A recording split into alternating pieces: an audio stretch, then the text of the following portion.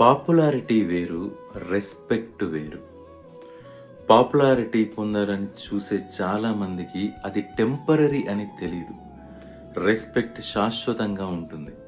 అసలు ఏంటండి ఈ పాపులారిటీకి, రెస్పెక్ట్‌కి డిఫరెన్స్ అంటే, పాపులారిటీ అనేది మనం కొత్తగా ఏదైనా ట్రై చేసినప్పుడు గానీ, కొత్తగా ఏదైనా ఎగ్జాంపుల్ నా లైఫే తీసుకుంటే, కొత్తలో నేను రాసినప్పుడు, అరే! అందరూ బాగనుకుంటున్నారే, అందరూ నా గురించి బాగనుకుంటున్నారే అనే ఫీలింగ్ ఉండేది.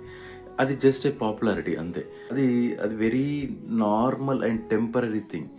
కానీ రెస్పెక్ట్ అనేది ఎప్పుడొస్తుంది అంటే, నువ్వు నిజంగా అవతల వాళ్ళ ప్రయోజనాల కోసం నువ్వు నిస్వార్థంగా పని చేసినప్పుడు, నీకు లాంగ్ టర్మ్‌లో రెస్పెక్ట్ అనేదొస్తుంది. ఒక గౌరవం అనేది వస్తుంది.